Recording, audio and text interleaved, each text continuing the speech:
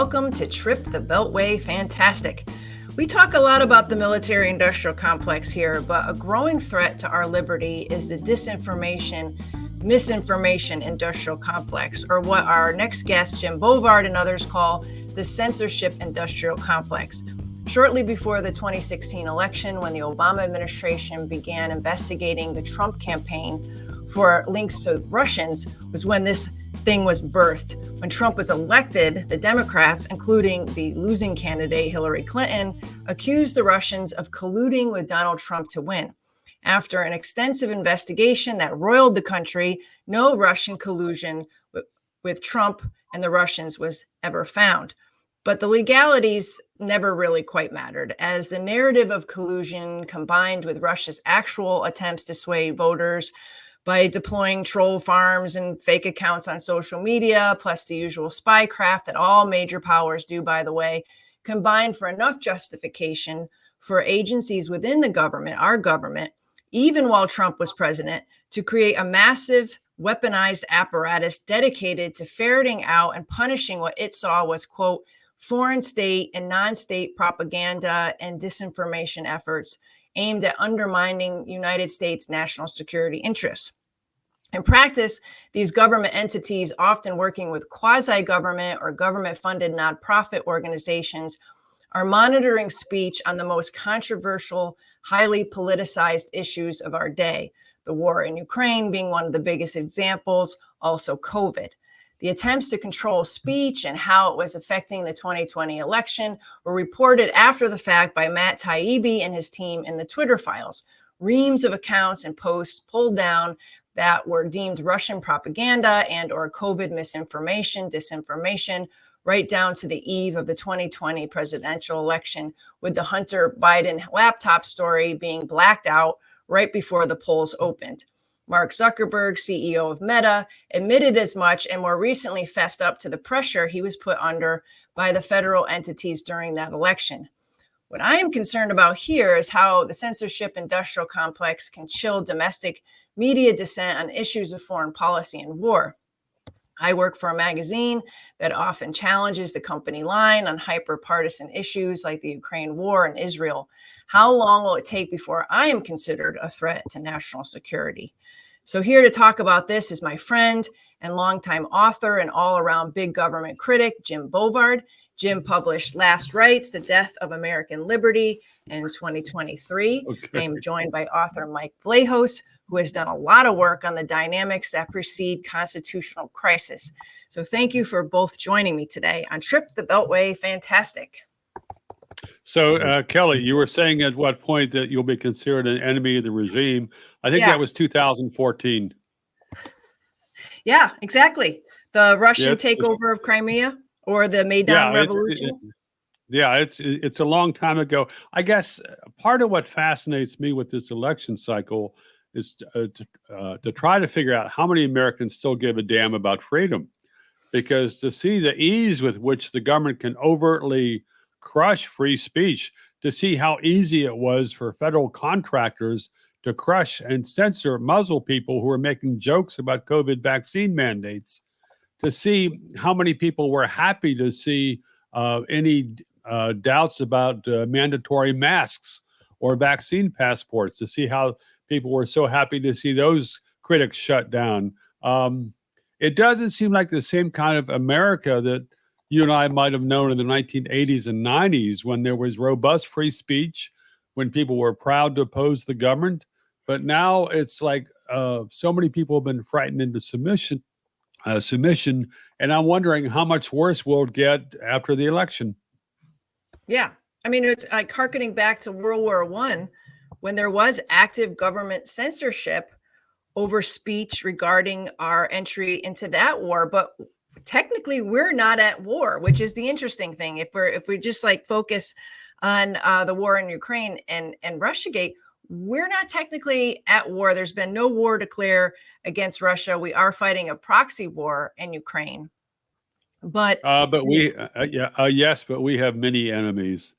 And it's sad to see how cynics and critics and a lot of journalists have been classified as if they were the enemy within. Yes. And and to see how the Biden administration expanded the definition of extremism, basically to say anybody who wasn't going with the majority. That was, I think, the White House press spokeslady said that at one point. Just a catch-all definition of extremism that would put all three of us in those crosshairs long ago. Yeah, and I'm particularly surprised at the proliferation of these misinformation, disinformation entities, centers, the collaboration with private organizations and NGOs. And this all happened during the Trump administration. So people make fun of Trump for referring to the deep state. But when we look at programs or the centers like, let's see, the GEC, which is the Global Engagement Center of the State Department.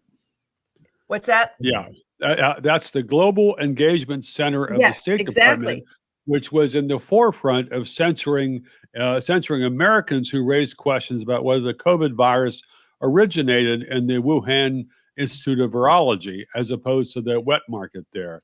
And so you had this massive, direct federal effort to censor Americans prior to the 2020 election. There were some whistles that were blown, not many, but it's amazing. And it was so amazing to see the Supreme Court just roll over and say, never mind, that the victims don't have standing because the government has not confessed its crimes. Yeah. Michael, you were going to weigh in? Well, what interests me is the provenance to all of this, because Kelly, you mentioned the creation of a framework of legal prescription and persecution and punishment in the U.S. And yet I think every single instance of that we see today has its roots in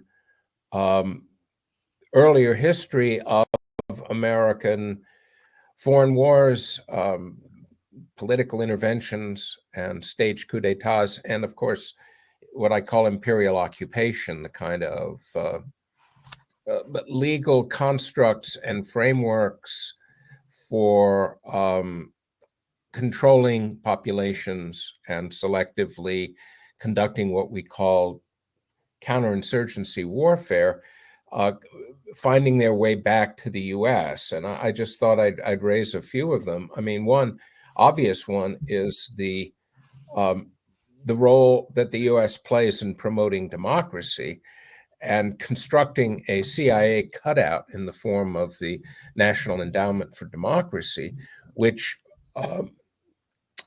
prosecuted a successful coup against the constitutionally elected government of Ukraine in the Euromaidan protests. And it seems to me that there's a direct precedent created there that led to the way in which the George Floyd riots were orchestrated deliberately in the same manner, not to directly create a coup d'etat against Trump, but to create a situation not dissimilar to that with Yanukovych, where he would be discredited enough so that people would turn against him. And that had some ramifications in the 2020 election.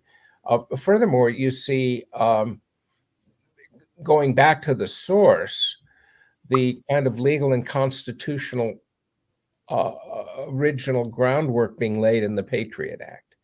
And the Patriot Act essentially legitimated a criminal definition of misbehavior at home, not just of foreign terrorism, but then domestic terrorism. Of course, once you coin the word terrorism, for people abroad, then it can be connected and find its way back here. And the Patriot Act created or opened the door to people being prosecuted and imprisoned for speech here, because any kind of threatening speech, as defined in the Patriot Act, that might involve sympathy for terrorism, could be criminalized immediately here.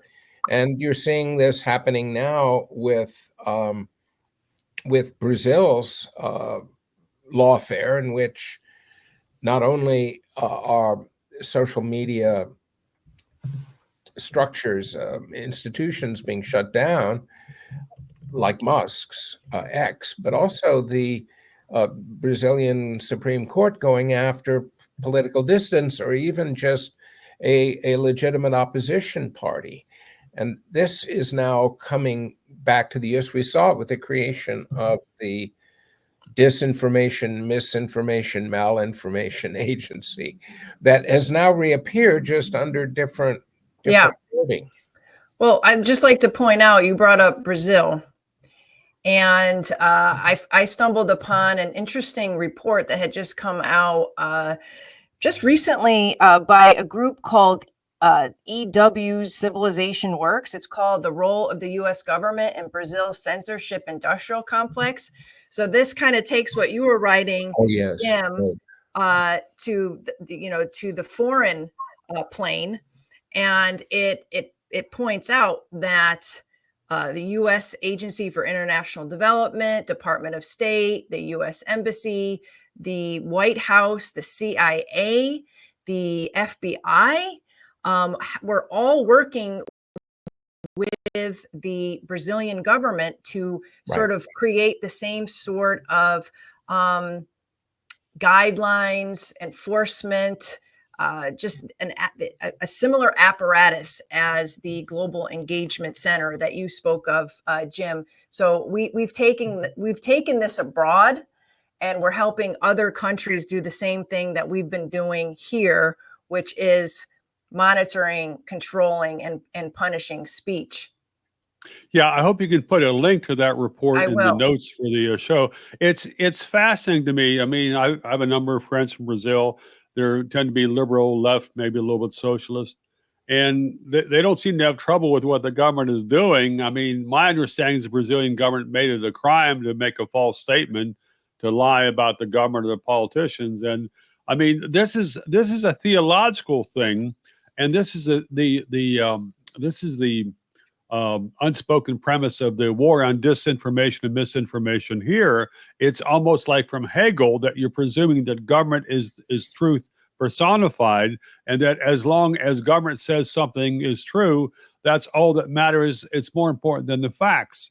And to see the level of deference, and you talk about having scorn for all history, this whole notion that politicians are going to be honest starting now as opposed to the last thousands of years. I mean, going back to Aristophanes' plays in ancient Athens. I mean, people ridiculed politicians as pathological liars for thousands of years, and yet they're supposed to be the Oracle of Delphi now. Yeah, I think this is another example of where what is foreign comes home. And this whole idea of government having almost medieval or Roman-like authority, where the emperor is, or the monarchs of medieval Europe had the word of God behind them, and the divine right of kings is the final development of that in the early modern era, and yet it seems to have returned. And here is where I think Europe has become the biggest poison pill in many ways for the US, because the EU has created this aura of ultimate authority around their gatherings, their imperial court in Brussels. And so their focus on criminalizing speech becomes not just precedential, but it becomes a model and also a dispensation for this to happen here. So you see, echoing what the EU is doing about misinformation in the recent proclamations of Hillary Clinton, for example, and John Kerry. And we can see in a Harris administration, all of this coming to fruition. And I'm wondering, I wanted to bring this up because this is an artifact from our youth, Jim. Do you see this first example of U.S. actions coming home domestically in the form of the Paraquat campaign in the later 70s? Oh, yeah. Okay. Yeah, Because, I've written a little bit about that. I mean, the U.S. government was spraying poison on marijuana crops abroad, and some of that marijuana was imported in the U.S. and poisoned people here. Then the government started spraying the marijuana crops in the national parks and other places, and it was similar to what happened in Prohibition, the later period of Prohibition, especially in New York City. yeah, There was a decision that it was better to poison anybody who drank alcohol and kill them than to let them violate the law. It's interesting how the paraquat and other things, the drug spraying stuff, became sanctified. I was down in Guatemala in 1992 right. doing some speeches down there and talked to some farmers and businessmen about how the DEA was terrorizing people with their anti-drug stuff, with seizures, shooting down planes. I came back and wrote about it for the Washington Times, and I was really happy when the chief of the DEA publicly condemned my article. I said, okay, we'll add him to the list. Well, it is interesting how this U.S. Janus-like approach in terms of how it behaves in foreign realms it is now becoming part of our own experience, because of the Taliban, when they first took control, went heavy against poppy production and basically had a significant impact in terms of the hit that the heroin trade took while they were in power. And yet it all came back when the U.S. took over Afghanistan, and the warlords and others promoted this. Now, apparently, the Taliban are bringing down poppy production again. But it's interesting that under us, it was flourishing again. And this speaks to the ways in which the U.S. Pursues a two-phase strategy, which is why I mentioned Janus. It's also happening now in Syria, where you have had the U.S. supporting the very groups that it was attacking a couple years earlier, say in Mosul. It's been supporting the most radical Sunni, quote unquote, terrorist groups. And apparently now the Israelis are also supporting and helping these groups. It's a very strange thing, because the U.S. domestically, you could see from 2020 and after, they would use Antifa as a kind of arm, the way they use al-Nusra Front in Syria, for example, to go after the people they want to topple. And they did this in Ukraine as well. They're trying to do it in Georgia and Armenia as well right now.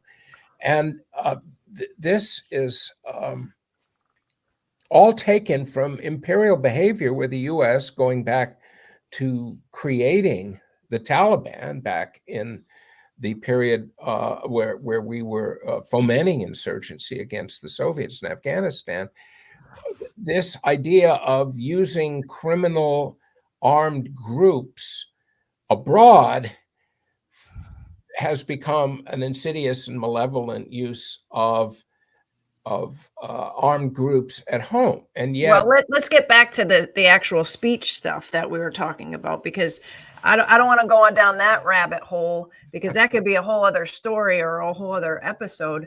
I mean, just getting back to this election, I mean, I have seen in the news a proliferation of stories about Russian meddling and interference in this election, in terms of like the bots that they are using, the deep fake videos that they are using. I just came across something in Wired magazine that said, and a Russian aligned propaganda network is putting out deep fake whistleblower videos to perpetuate a wild claim and baseless claim that Minnesota Governor Vice Presidential candidate Tim Walz sexually assaulted one of his former students. I see this as very, and I know them saying something very obvious, is very partisan.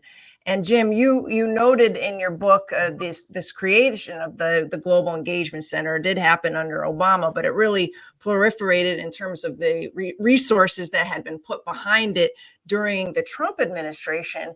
And I mean, I'd like to ask you both, I mean, are the American people so stupid that they don't see? Okay, that- that's a bad start. This is a really ominous start to a question. This is not Well, going to be a question with an uplifting end. Go ahead. Well, that they don't see that this is part of a wholly partisan agenda to manage, massage, manipulate speech during the high points of an election period. I mean, I'm going to point out just very quickly that the special envoy and coordinator of the Global Engagement Center is none other than James Rubin, who has been a Democratic operative since the 80s. I mean, he worked for Hillary Clinton. He worked for Madeleine Albright. He has been all over. He's worked for Joe Biden on the Senate Foreign Relations Committee. He worked at the State Department. His entire career has been working for Democrats. And now he's the special envoy who is supposed to determine misinformation and disinformation coming in from the outside here into the United States, and in determining what is good and bad speech for the American public to hear. Oh God. Yeah. So, I mean, that's mortifying. I mean, to see the kind of folks, to see the latest Baghdad Bob of the Biden administration, as far as standing there guarding us from lies. It's interesting. I saw a number of things in the last couple of days about the allegations about Russian involvement on a video about Waltz being a child molester during his time as a high school coach or high school teacher. But I was hearing rumors to that effect, even from early August, and I have no idea if they were true. What is interesting is that the media is focused on that probably deep fake video that the Russians may or may not have been involved with, and they've brushed aside the report by the House Oversight Committee raising questions about Tim Waltz's ties to the Chinese Communist Party, which look very strange because he was over there so often. I think he said it was 15, and then he said it was 30 times, and maybe it was 60. And by the way, he wasn't really there because he's a knucklehead. There are apparently questions raised about his connections in some federal reports. We're not going to see those before election day. We're not going to see the National Archive stuff on Vice President Biden helping his son with business dealings because they've blocked the release of all those things. There are so many federal scandals we're not going to hear about before Election Day, which means that the government is blindfolding Americans, at least partially, making a mockery of self-government. Yeah, well, the Patriot Act comes back here because the essential need of blue, meaning the Democrat ruling establishment, is to find a basis for authority and legitimacy in censoring and controlling the speech of Americans. And the deep historical precedent, of course, is with Woodrow Wilson in World War I. And there we had an enemy and we had a declaration of war. And so what has been done functionally, in practical terms, is to have used the Patriot Act as a never-ending declaration of war that can be used that can create the framework of being in a war without having to say that in a titular sense. And so it's not only open-ended and goes on forever, but it can be used to justify domestic suppression of speech if there is a foreign enemy, even though you haven't declared war against that enemy. So the essential need of the war in Ukraine has this domestic side to create a set of American traitors, and by labeling them as traitors or terrorists, which is what Biden has done to half of the American electorate, you then have free rein to use the instrumentalities of the Patriot Act to actually lower the boom on speech. And so Russia thus becomes a kind of constitutional dispensation. So you see what they've done. They've created an unending war that at the same time isn't a war, and used that to legitimate the kind of suppression of speech that, say, Wilson pushed in World War I without any actual basis for it. It's a remarkable sleight of hand. Well, a devil's advocate point here. Yes, they are doing that with foreign enemies, but this is what politicians and Democrats do regardless. Right. In 2015, I wrote 2014, 2015. I did several pieces for USA Today exposing Attorney General Eric Holder for his support for police, even when they shot innocent people and things like that. The Justice Department press chief, who's now the Brian Fallon, who's the top spokesman for Vice President Harris right now for her campaign, covertly emailed my editors at USA Today, elbowing them to stop publishing my articles. So I found out about that later. I filed a FOIA request, Freedom of Information Act request, got a response back. No, couldn't find the thing. But, so I waited a little while. Then I followed up another FOIA request, and I made a lucky guess as far as the exact day, hour, minute, and second the emails were sent, and then they found them. It's a remarkable place to live in right now, where we have, as a result of January 6th, political prisoners who have been denied treatment and medicines, kept in harsh environmental conditions, who are in effect in solitary confinement, serving 4-year terms or more for misdemeanor trespassing charges. It is remarkable. Even Steve Bannon is a kind of remarkable example. It goes way beyond anything that's been done, and yet it brings into view something else that I want to ask you about. And this gets back to the Patriot Act. To try and create an existential crisis without there being one, or without getting the support of the people for approving passing off on the reality of such an existential crisis, to me seems a fundamental passage for the country and the Constitution. In other words, what we've seen, beginning with the Patriot Act and how it's developed and where we are today and all the things we've been talking about, it would argue for a deeper dismantling of the Constitution, not just in spirit, but in kind as well. And so a lot of this has already happened. Whether or not Blue is able to stay in power in the executive branch, everything has been turned upside down. Yeah, and it's gotten worse with this campaign. One of the things that the Harris campaign has promised to give people is freedom from fear and freedom from extremism. So basically what that would mean, the government would have to suppress any idea that frightens anybody. Yeah. Well, just as an aside to that, there are articles appearing today that the U.S. government, meaning this administration, has authorized CIA-trained mercenary, meaning, the Blackwater successor contractor groups, to run biometric concentration camps in the Gaza Strip.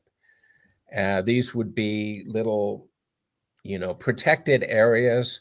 What's the term? Humanitarian bubbles is what the Israeli daily Ynet is calling them. And you'd have these tiny concentration camps with high-tech control. And this, actually creates the possibility of a precedent for that sort of thing occurring in the U.S. And we know that a bunch of the January 6th prisoners have been forced into re-education programs and to make public renunciations of their beliefs. Right, but they were doing biometrics and all that in Iraq. Yeah, 20 years ago. So, right, but it develops and develops into a template that can be appropriated for use domestically. That's all I'm saying. yeah, In other words, I mean, yeah, we will hope to God that, you're wrong about that. yes, Well, yeah, I mean the story about the biometric detention camps in Gaza. This is not going to help the Harris campaign in Michigan. No, for sure. No, none of these stories are helping her in Michigan. When she clasps hands with Liz Cheney, does not help her in Michigan. Yeah, there was a fascinating point I think I saw in both of your tweets this morning about the Harris show with Liz Cheney yesterday. In her comments, it's like, she's obviously studied history very closely. Well, listen, I really appreciate both of you. This is quite a topic, and it is hard to wrap your hands or your arms around it for a 30-minute podcast discussion. So I hope we'll continue this and keep our eyes out for some of the similar shenanigans that have preceded the 2020 election. With the blackout of the Hunter Biden laptop story and a lot of the takedowns of the accounts and posts that the Democrats had deemed unhelpful to their election prospects. But thanks again. And you want to say something, Michael? I just want to comment here for the audience that Jim, you've been writing some incredibly powerful pieces for the Post, and thanks very much. Yeah, they're like the sort of Upton Sinclair scalpels going to the rotten heart of our state and regime. Hey, thanks very much. I really appreciate we'll that. We'll put them in the show notes as well, because I absolutely agree with that. Great. Thanks so much. Well, thank you, Jim. Thank you, Michael.